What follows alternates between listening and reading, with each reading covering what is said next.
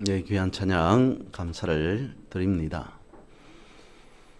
어떤 한 목사님이 교회 가정에 신방을 갔습니다. 문을 두드립니다. 아무리 문을 두드려도 문을 열어주지 않습니다. 인기척이 없습니다. 결국 되돌아갔습니다. 그런데 사실은 집 안에 사람이 있었습니다. 그런데도 왜 문을 열어주지 않았냐면 워낙 그 전부터 빚에 시달리고 있다 보니까 혹시 또 빚 받으러 왔는가 싶어서 문을 열어주지 않았다는 겁니다. 2000년 전 예수님께서 이 땅에 오실 때의 상황이 이와 같지 않았을까 라는 생각을 해 봅니다. 수많은 시간이 흘렀습니다.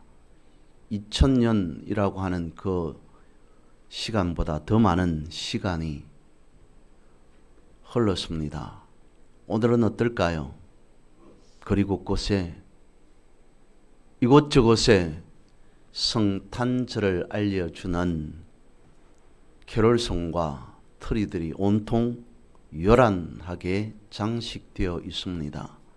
그럼에도 그 자리 그곳에 정작 계셔야 할 예수님은 찾기 쉽지 않다라고 하는 생각을 해볼 수 있을 것 같습니다. 오늘 본문의 말씀이 그것을 말씀해 주고 있습니다. 예수님께서 이 땅에 오셨음에도 불구하고 당시에 사람들은, 유대인들은 무엇인가 편견을 갖고 있었습니다. 그래서 이스라엘 백성이든 어떤 사람이든 초대교회이든 누구든지 간에 예수님께서 오심에 대한 편견을 깨뜨리고자 오늘 본문의 말씀 갈라디아 4장은 쓰여졌다라고 해도 과언이 아니라는 것입니다. 유대인들은 메시아가 오셔서 나라를 회복시킬 것을 믿고 기다렸습니다. 하지만 저들이 기다렸던 메시아에 대한 편견은 가지고 있었습니다. 그래서 사도 바울이 갈라디아 교회를 향해 외치듯이 선포합니다. 때가 참에 하나님이 아들을 보내셨다라고 말씀을 하십니다.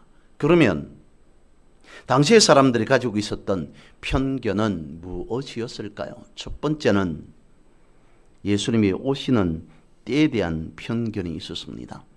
오늘 본문의 말씀에 보면 때가 참에라고 말씀하고 있습니다. 이것은 시간적인 개념이 아니라는 거죠. 언제 어느 때에라고 하는 것이 아닌 한계가 되었다는 것입니다. 더 이상 개선될 여지가 없는 상태, 그런 상태가 되었다라고 하는 측면에서 때가 참에라고 말씀을 하고 계신다는 겁니다. 이어서 때가 찼다는 말은 구원의 때가 되었다는 뜻도 포함하고 있습니다. 당시 이스라엘 백성들이 예수님 자신들의 나라의 메시아가 오실 것이다 라고 하는 그 생각, 그러니까 편견은 무엇이냐면 이 나라 이 땅에 정치적인 메시아가 올 것이다 라고 하는 생각을 가지고 있었습니다. 하지만 예수님은 그것이 아닌 인류를 죄악에서 구원하려 오신 메시아였다라고 하는 것이죠. 그것이 오늘 본문의 말씀엔 때가 참에라고 하는 말에 들어가 있다는 것입니다. 두 번째로는 예수님께서 오시는 모습에 대한 편견이 있었습니다. 예수님께서 이 땅에 오신다면 세상의 권세 위에 군림할 통치자로 오실 것이다 라고 하는 편견을 가지고 있었던 것이죠. 4절 말씀을 보면 그렇게 말씀하고 있습니다. 때가 참에 하나님이 그 아들을 보내사 여자에게서 나게 하시고 율법 아래에 나게 하셨다라고 말씀을 하고 있습니다. 섬기는 자의 모습, 군림하는 자가 아닌 종의 모습으로 예수님께서 오셨다라고 말씀하시는데, 첫 번째 여자에게서 나게 하셨다라고 말씀하고 있습니다. 세상뿐만 아니라 우리 한 사람 한 사람에게도 군림하는 자가 아니라 오히려 섬기는 자로 우리와 함께 하시는 예수 그리스도가 되시기 위해 이 땅에 오셨다라고 하는 말씀으로 말씀하고 있는 것이며, 다음으로 율법 아래에 나게 하셨다라고 하는 것은 이스라엘 백성들이 생각하기로 율법은 자신들을 올가매는 그런 올무와 같았다라고 여기게 되어집니다. 하나님께서 저들에게 계명을 주실 때는 그러지 않았습니다. 이것을 지켜라, 이렇게 하라, 저것을 하지 말라라고 하는 그 계명을 이스라엘 백성들은 올무로 여겼다는 것입니다. 그래서 예수님께서 오시사 율법의 문제까지 해결하기 위함이었다라고 하는 말씀을 강조하기 위해 율법 아래에서 나셨다라고 하는 말씀을 하고 계신다는 것입니다. 그리고 예수님께서 군림하는 자가 아닌 섬기는 자로서 오히려 종의 모습으로 오셨다라고 하는 것을 이렇게 성경은 말씀하고 있습니다. 예수님께서 태어난 곳이 다름 아닌 말구유였다. 그러면서 성탄절의 말을 합니다. 예수님은 낮은 곳으로 오셨다, 천한 곳으로 오셨다라고 말씀을 하십니다. 그러면 말구유에 나셨기 때문에 천한 곳으로, 낮은 곳으로 오셨다는 것이겠습니까? 낮은 곳, 천하다고 여기는 그곳은 어디이겠습니까? 말 그대로 예수님께서 오셔서 가장 낮은 자들과 어쩌면 가장 천하다고 여겼던 그런 자들과 함께 하셨습니다.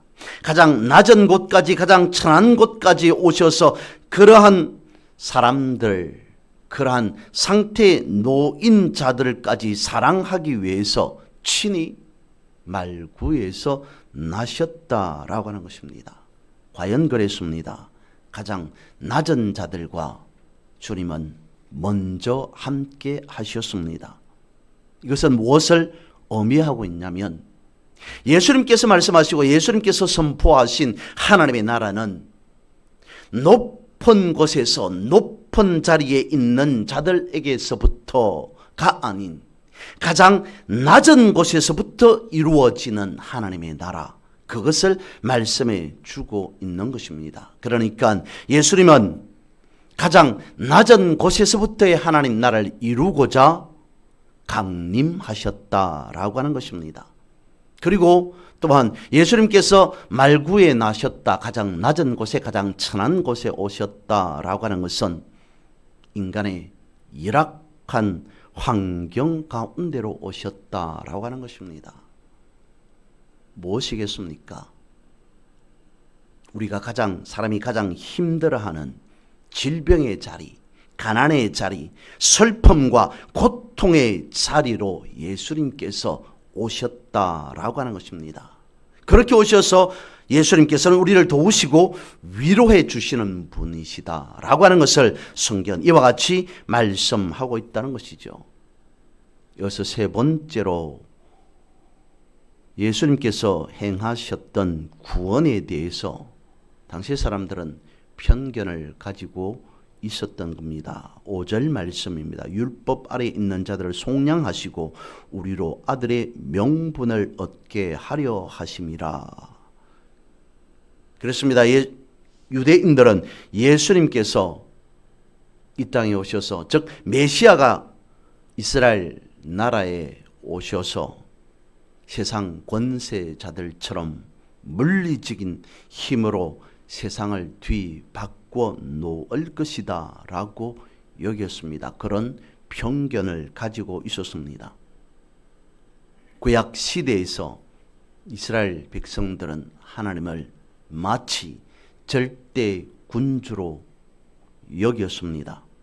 앞서 말씀드린 바와 같이 율법을 지키는 것은 군주 앞에서나 혹은 노예가 주인 앞에서 명령을 지키는 것이라 여겼습니다. 저들은 그렇게 이해했습니다. 그래서 저들에게 율법은 올무와 멍에일 수밖에 없었던 것입니다. 구약의 백성들은 어떻게 하면 하나님의 비를 맞출까? 어떻게 하면 하나님의 화를 돋구지 않게 할 수 있을까라고 생각했습니다. 그런 마음으로 제물을 바치고 그런 마음으로 율법을 지켰다는 것이죠. 거기에 무슨 기쁨과 감사가 있을 수 있겠습니까? 혹시 내 문제로, 내 잘못으로 하나님께서 화를 내시지 않을까? 혹시 내가 무엇인가를 잘못하여서 하나님의 기분을 좋지 않게 하는 것 아닐까? 이래저래 하나님의 비를 맞추려고 했다는 것입니다. 무엇을 말씀하냐면 이것은 전형적인 우상에 빠진 사람들의 방식이다라고 하는 것입니다.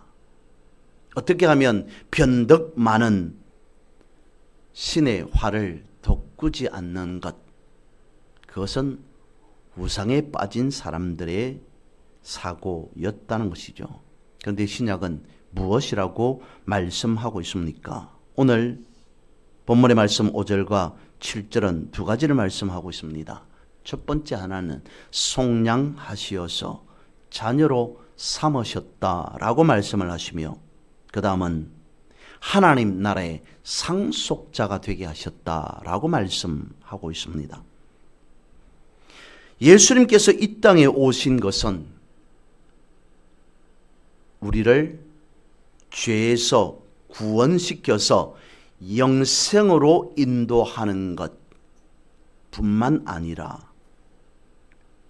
하나님의 자녀로 삼는 일, 더 나아가서 하나님 나라의 상속자 예수 그리스도와 똑같이 하나님 나라의 유업을 이을 자로 삼기 위해서 예수님께서 이 땅에 오셨다라는 것입니다.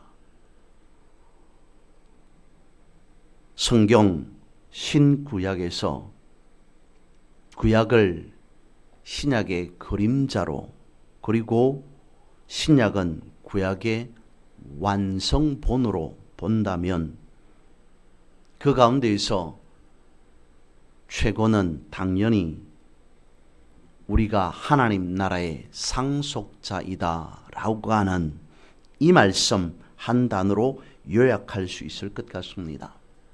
그런데 우리는 말씀을 읽으면서 그럼에도 어떻게 생각하고 있습니까? 성경에서 그렇게 기록하고 있기 때문에 우리는 말씀을 보면서 그 말씀 속에 등장하는 하나님으로부터 축복을 많은 사람들을 바라보면서 부러워합니다.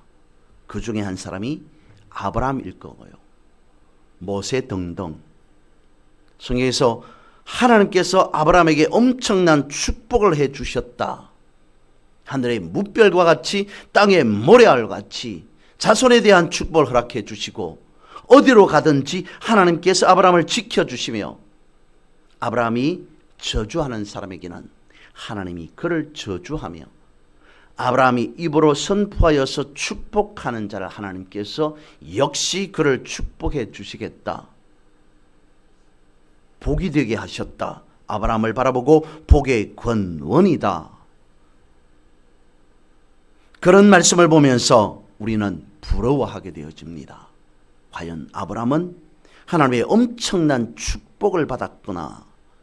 그런데 여러분, 다시 말씀을 드리면 구약이 그래서 그림자라면 그 그림자에서 신약으로 와서 신약이 다시 완성본이라면 이 완성본에서 우리에 대해서, 나에 대해서 무엇이라고 말씀하시는가? 역시 우리는 주의를 집중해서 바라보아야 합니다. 무엇이라고 말씀하고 있습니까? 오늘 우리 한 사람 한 사람을 바라보시면서 하나님 나라의 유업을 이을 자, 하나님 나라를 상속받은 자라고 말씀하고 있습니다. 그러니까 성경에서 어떤 인물들이 어떤 하나님의 축복을 받았던 그것보다 가장 최고의 자리, 가장 상위에 속한 자리에 나 한 사람을, 예수 그리스도를 믿고 살아가는 우리 한 사람 한 사람을 거기에 올려두셨다라고 말씀하고 있는 것입니다. 성경에서 아브라함에 대해, 모세에 대해, 다윗에 대해 또 다른 인물들에 대해서 무엇이라고 말씀하였던지 우리는 더 이상 부러워할 이유가 없다는 것입니다. 여러분, 예수님께서 이것을 행하기 위해, 이것을 우리에게 말씀해 주기 위해 이 땅에 오셨다는 것입니다. 가장 낮은 곳으로, 가장 천한 곳으로 오실 수밖에 없는 이유, 가장 낮다고 생각하는 나 한 사람, 가장 천하다고 힘들고 어려운 인생을 살아간다고 생각하는 나 한 사람에게 무엇하기 위해서? 여러분은 낮은 자도 천한 자도 아닙니다. 어떤 자라고 말씀하고 있습니까? 하나님 나라를 상속받은 자라고 말씀하고 있습니다. 그것을 말씀해 주시기 위해, 알려주시기 위해, 알게 해 주시기 위해서 예수님께서 이 땅에 친히 말구유에 탄생하셨다라고 하는 것입니다. 그러면 우리는 하나님 나라를 사랑하고 하나님 나라를 사모하며 그 나라를 살아야 한다는 것입니다. 그래서 하나님의 뜻이 하늘에서 이루어진 것과 같이 땅에서도 이루어지도록 힘쓰고 애쓰면서 우리의 삶은 나는 하나님의 자녀입니다 라고 선포하며 살아야 한다는 것이죠. 본문은 예수님께서 오신 이유를 그렇게 말씀하고 있습니다. 한 사람 한 개인에게 초점을 두고 말씀하고 있다는 겁니다. 다시 본문의 말씀으로 돌아가서 첫 번째 1절에서 3절까지의 말씀은 과거의 우리의 모습, 과거의 예수님 이전의 사람의 모습이 어떠한가 라고 하는 것을 돌아보게 합니다. 사람의 과거의 모습은 어떠했는가? 본문은 말씀하고 있습니다. 어린 아이와 같았다. 종의 모습이었다라고 말씀하고 있습니다. 죄로 인해 여기저기 끌려다니는 인간의 죄인된 모습 내지는 나약한 모습, 그것이 어린아이 혹은 종으로 비유하고 있다는 것이죠. 그래서 성경에 보니까, 본문 말씀에 보니까 돌보아 주어야 할 후견인이 필요했더라라고 말씀하고 있습니다. 근데 오늘이 바로 그 나약한 인간의 죄악된 모습에서 완전히 벗어나는 영광된 날이라는 것이죠. 과거를 청산하여서 죄의 굴레에서 벗어나 자유하게 되었으니 그야말로 성탄의 축복은 위대하다는 것입니다. 두 번째로 4절과 5절 말씀은 현재를 말씀하고 있습니다.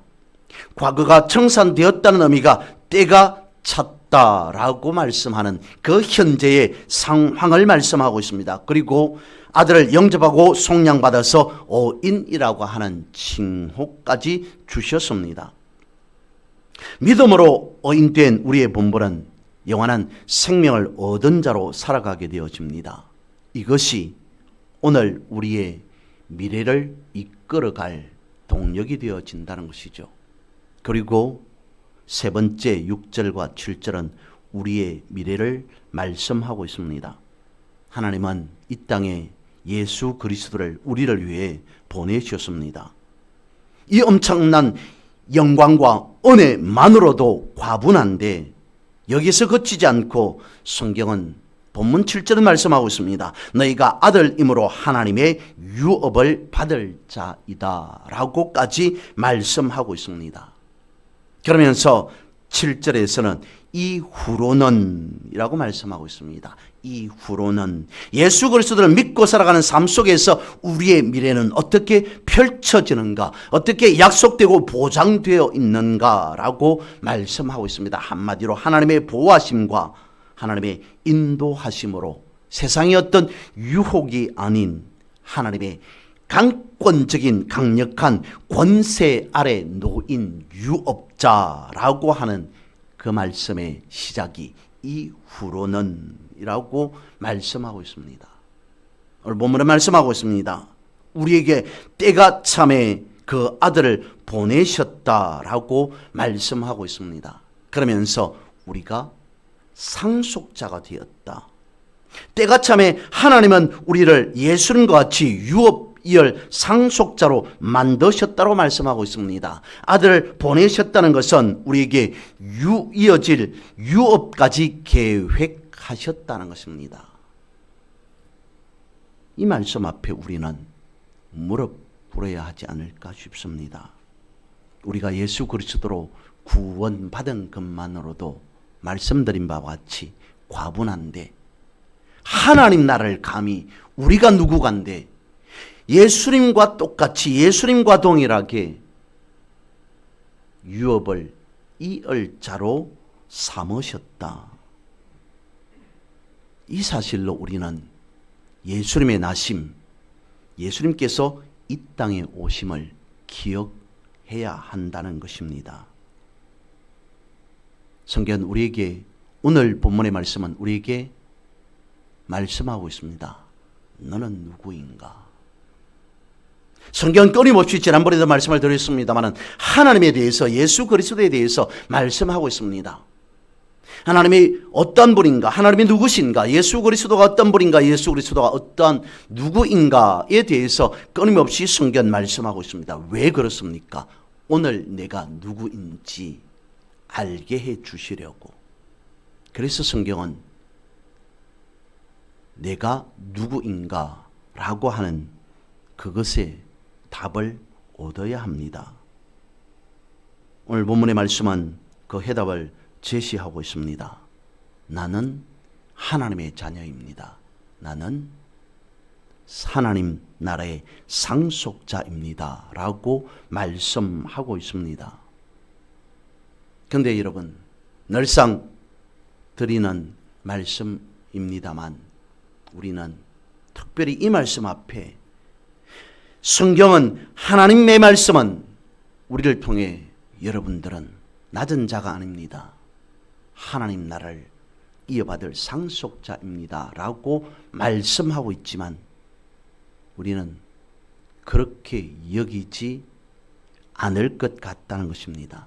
내 형편을 바라보니까, 내 현실을 바라보니까, 지금까지 수십 년 내가 살아온 인생을 바라보니까, 그리고 앞으로도 특별한 비전과 특별한 희망이 없을 것 같아서 성경에서 말씀하고 있는 상속자이다, 유업을 이을 자이다 라고 말씀하시지만 그 말씀 앞에 딱히 내 개인, 내 심령 깊은 곳에서 우러나는 아멘 나오지 않을 것 같다라고 생각하지 않습니까? 그러면 우리는 무엇을 어떻게 해야 합니까? 예를 들어서 말씀을 드려봅니다.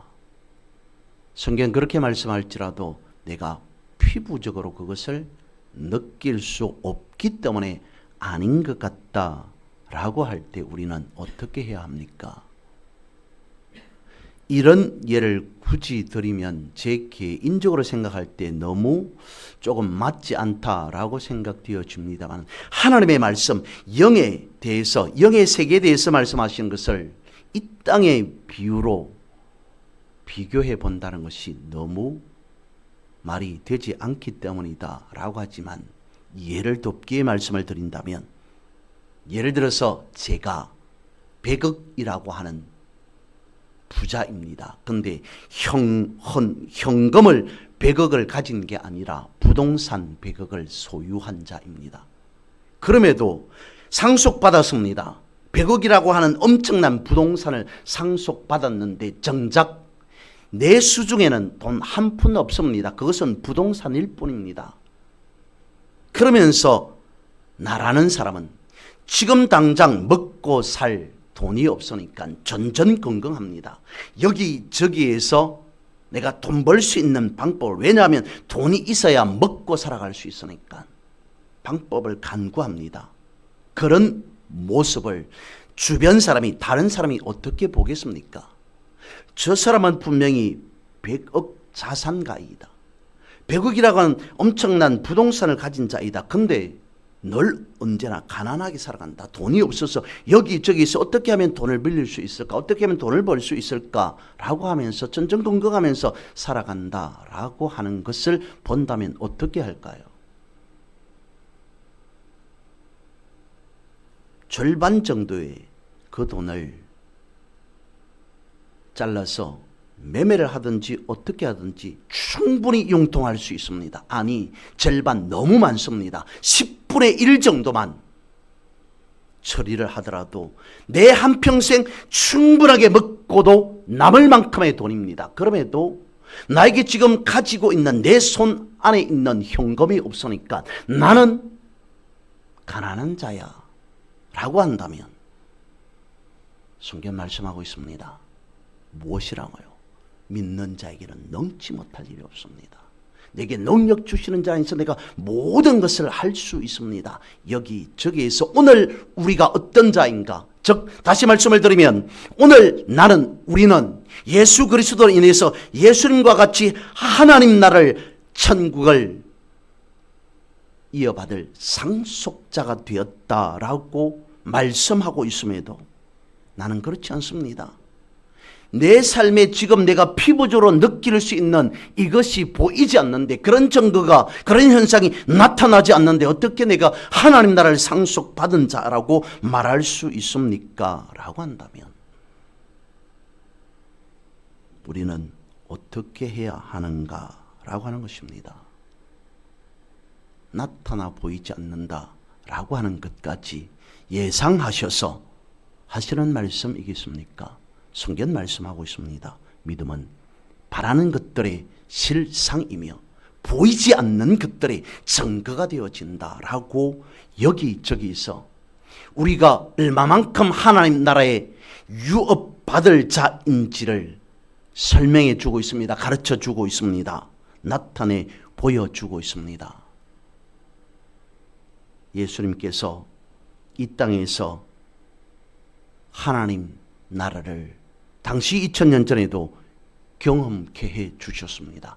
예수님께서 어떻게 말씀하시느냐에 따라서 작은 아이가 가지고 온 도시락 하나가 수천 아니 수만 명을 먹게 했던 엄청난 기적, 앞을 볼 수 없고 들을 수 없는, 그럴 수 없는 많은 사람들을 치유해 주신 엄청난 역사, 그리고 하나님 나라에 대해서 이렇게 저렇게 많은 비유로까지 설명해 주시고 말씀해 주신 것, 이와 같이 하나님 나라가 우리에게 이루어져 있습니다. 오늘 나에게도 이와 같이 이루어져 있습니다. 예수님은 이 땅에 오셔서 이제 그렇게 하셨다라고 생각해 봅니다. 나 한 사람, 우리 한 사람 한 사람 손을 잡고 친히 하나님께로 데리고 가서 예수님께서 말씀하십니다. 하나님, 이제 이 한 사람 하나님의 자녀입니다. 이제 이 한 사람 하나님의 자녀입니다 라고 하는 것을 확인시켜 주셨다, 증명해 주셨다 라고 하는 것을 생각해 봅니다. 이것의 시작이 성탄이 아닌가라고 하는 것입니다. 예수님께서는 우리의 땅에 관심을 두고 있는 자를 하나님에게로 돌렸습니다. 과거에서 현재로 그리고 미래로 돌렸습니다. 우리를 위해 모든 것을 행하셨습니다. 이제 우리가 무엇을 해야 할 것인가 물어야 할 차례입니다. 성경은 답하고 있습니다. 하나님의 상속자라고 말입니다. 오늘은 성탄절입니다. 그 주인공이신 예수 그리스도께서 이 땅에 겸손의 왕, 만왕의 왕, 평강의 왕으로 오셨습니다. 임마누엘로 오셨습니다. 주님과 영생의 나라를 향하여서 이 땅에 살아가면서 늘 언제나 행복한 동행의 삶을 살아가시는 그런 여러분 모두가 되시기를 주님의 이름으로 선포하고 축복합니다.